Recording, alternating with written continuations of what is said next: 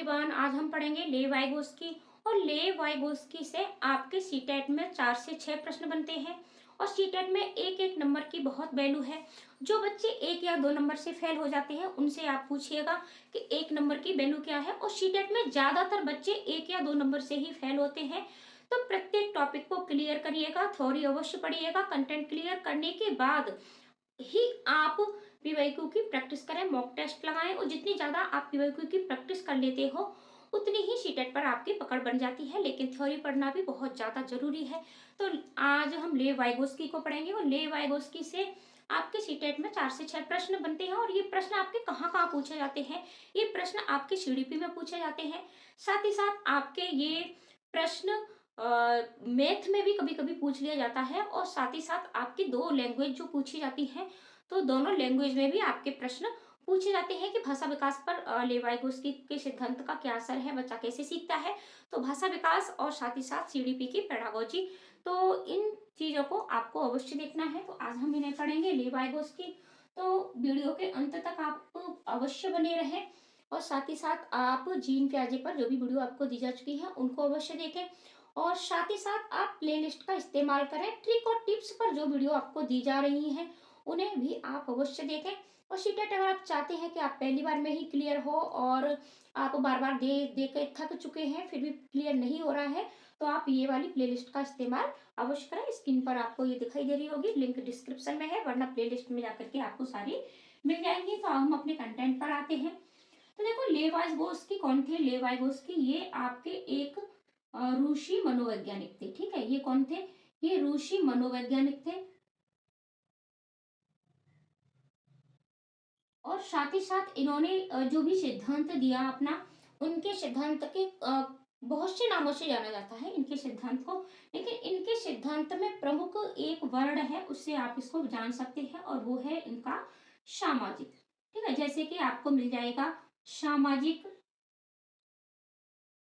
संज्ञानात्मक विकास का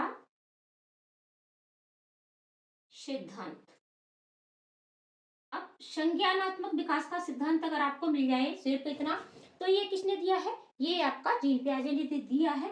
लेकिन इसमें आपका सामाजिक जुड़ गया। ठीक है, तो ये आपका हो गए लेवाइगोस्की। अब दूसरा है आपका, जैसे कि आपको मिल जाए सामाजिक सांस्कृतिक। ठीक है, सामाजिक सांस्कृतिक विकास का सिद्धांत। फिर आपको मिल सकता है सामाजिक संरचना का विकास का सिद्धांत। तो ये इनके सिद्धांत के कुछ प्रमुख नाम हैं जो आपके कभी कभी सीटेट में पूछ लिए जाते हैं। लेकिन अब स्तर थोड़ा बढ़ गया है, अब इस तरीके से प्रश्न नहीं पूछे जाते हैं, लेकिन थ्योरी हमें अवश्य पढ़नी होती है। अब इनके जो प्रश्न पूछे कहाँ से जाते हैं उसको भी हम देखेंगे। यानी जो लेवाइगोस्की थे, तो इनका मानना था कि बच्चे का जो विकास है, ठीक है, उस पर सबसे ज्यादा महत्वपूर्ण रोल किसका है। ठीक है, यानी बच्चे के विकास में सबसे महत्वपूर्ण रोल इन्होंने किसका माना है? तो इन्होंने समाज का माना है। यानी समाज का योगदान सबसे ज्यादा है, और वहां की संस्कृति का। ठीक है, समाज और संस्कृति को इन्होंने महत्व ज्यादा दिया है। तो इसीलिए इनके सिद्धांत का नाम सामाजिक सांस्कृतिक सिद्धांत, या फिर सामाजिक संरचनावाद का सिद्धांत, या सामाजिक संज्ञानात्मक का सिद्धांत। अब बात कर लेते हैं कि इन्होंने एक सिद्धांत दिया, तो वो है आपका ZPD। इसका अर्थ होता है जॉन प्रॉक्सिमल डेवलपमेंट। और यहाँ से आपके प्रश्न भी पूछे जाते हैं जॉन प्रॉक्सिमल डेवलपमेंट से। और इसकी फुल फॉर्म लिखाई दे रही हूं मैं, लिख लेना, जॉन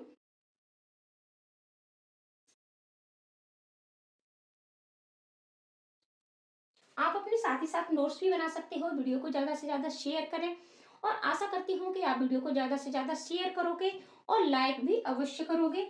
तो जॉन प्रॉक्सिमल डेवलपमेंट, ठीक है, ये इसकी फुल फॉर्म है। अब ये जेडपीडी कहते किसे है? ठीक है, इसका अर्थ है निकट विकास क्षेत्र। जेडपीडी यानी निकट विकास क्षेत्र, जॉन प्रॉक्सिमल डेवलपमेंट। ये इतना आपको अच्छे से समझ में आ गया होगा। अब बात कर लेते हैं कि ये जेडपीडी कहते किसे हैं। तो ये होता है कि बच्चे का जो वास्तविक, ठीक है, विकास है और संभाव्य विकास के बीच का जो क्षेत्र होता है, जो अंतर होता है, ठीक है। यानी बच्चे का एक होता है वास्तविक विकास, यानी बच्चे का जो भी वास्तविक विकास हो चुका है, और एक होता है आपका संभाव्य विकास, ठीक है। वास्तविक और संभाव्य, ये दो विकास है। तो इनके बीच का जो अंतर है, ठीक है, बीच का जो अंतर है, जो दूरी है, तो यही अंतर के बीच का जो क्षेत्र है, इसे ही क्या कहा जाता है, इसे ही ZPD यानी निकट विकास का क्षेत्र कहलाता है। और जैसे कि जीन पियाजे के बारे में हमने पढ़ लिया था कि बच्चा जब स्वयं से बात करता है, अहम केंद्रितता होती है, ठीक है। तो वो जीन पियाजे जिसे अहम केंद्रित कहते हैं, अहम केंद्रित वार्ता। लेकिन ये कौन कहता है, ये आपके जीन पियाजे कहते हैं। अब जीन पियाजे, तो यहाँ से प्रश्न आपका बनता है, लेकिन वाइगोस्की इसके बारे में क्या कहते हैं। तो वाइगोस्की इसे क्या कहते हैं, वाइगोस्की इसे कहते हैं निज वार्ता, निज भाषण। तो आपके प्रश्न यहाँ से भी बनते हैं, निज वार्ता, निज भाषण, या फिर आपका आंतरिक वॉक। देखो अभी आपकी ये जो क्लासेस चल रही है, ठीक है, और कल या परसों में आपको कोहल वर्ग पर भी क्लास मिल जाएगी। तो कोहल वर्ग को पढ़ने के बाद, यानी जीन पियाजे, वाइकोस्की, कोहल वर्ग, तीनों को पढ़ेंगे हम। और तीनों को पढ़ने के बाद आपको इन पर कम से कम 3-4 वीडियो प्रैक्टिस कराई जाएगी, क्योंकि तब आपको समझ में आएगा कि प्रश्न कैसे पूछे जाते हैं। थ्योरी पढ़ने के बाद जब तक हम प्रैक्टिस नहीं करेंगे, तब तक हम प्रश्नों को सॉल्व नहीं कर पाएंगे। तो आपको प्रैक्टिस भी मिलेगी, तो चैनल पर आप अवश्य बने रहें। एक इन्होंने प्रश्न बहुत पूछा जाता है, स्कैफोल्डिंग, ठीक है, स्कैफोल्डिंग, या फिर इसे आपको मिल जाएगा पाड़ या ढांचा, ठीक है, पाड़ या ढांचा। तो अब ये स्कैफोल्डिंग क्या है, ठीक है। यहाँ से प्रश्न आपके बहुत बार बार मतलब सीटेट पे पूछा जाता है स्कैफोल्डिंग से। तो स्कैफोल्डिंग क्या है, स्कैफोल्डिंग है यानी वयस्कों द्वारा दी जाने वाली सहायता, ठीक है। वयस्कों द्वारा यानी जब बच्चे होते हैं, तो वो जो भी कोई कार्य करते हैं, तो कभी कभी उन्हें मदद की जरूरत पड़ती है बीच में, जब भी वो अटक जाते हैं। तो यानी वयस्कों द्वारा दी जाने वाली सहायता, वयस्कों द्वारा दी जाने वाली हेल्प या सहायता। तो इसे क्या कहा जाता है, इसे कहा जाता है स्कैफोल्डिंग या फिर पाड़ या ढांचा। और देखो कभी कभी क्या होता है कि जब भी हम पेपर सॉल्व करते हैं और हमें चीजें हिंदी में समझ में नहीं आती है, तो हमें इंग्लिश वाले ऑप्शन पे चले जाना है। स्कैफोल्डिंग आपका पाड़ या ढांचा, पाड़ या ढांचा आपको हिंदी में मिलेगा, लेकिन इस इंग्लिश में आपको स्कैफोल्डिंग ये आपको देखने को मिलेगा। तो लेवाइगोस्की की थ्योरी आपको अवश्य ये पढ़ लेनी है इतनी, ठीक है।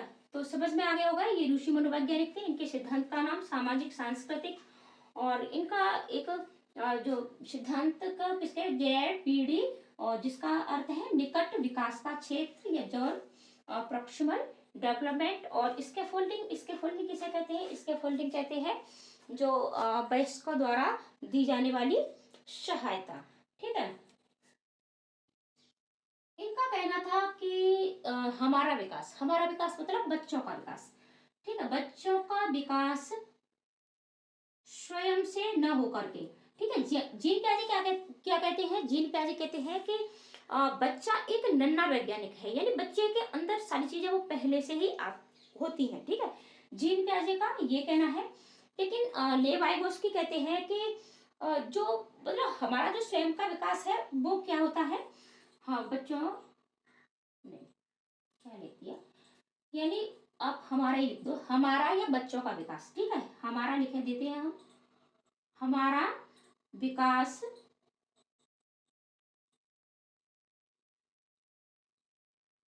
दूसरों के द्वारा होता है। यानी हमें पल पल सहायता की जरूरत पड़ती है, जैसे कि बच्चा शुरुआत में तो हर चीज चलने में हमें सहायता की जरूरत पड़ती है, ठीक है, बोलने में और पढ़ाई करने में, यानी हर चीज में हमारा जो विकास है, ठीक है, तो हमारा विकास कैसे होता है, हमारा विकास दूसरों के द्वारा होता है। और विकास के कुछ महत्वपूर्ण अंग हैं, जैसे कि समाज है, ठीक है, और वाइगोस्की समाज को बहुत महत्वपूर्ण मानते हैं। समाज है, ठीक है, परिवार है आपके, परिवार के साथ साथ आपके मित्र हैं, ठीक है, मित्र आपके माता पिता हैं, और जैसे कि आपका पड़ोस है।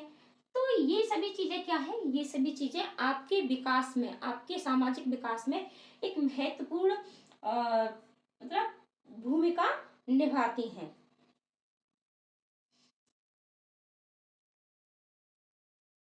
अब ये वाइगोस्की और जीन पियाजे के दोनों का अंतर अगर हम करें तो जीन पियाजे का मानना है कि बच्चे अपनी उम्र के अनुसार सीखता है, ठीक है, यानी उन्होंने 4 चरणों में इसको बांटा है।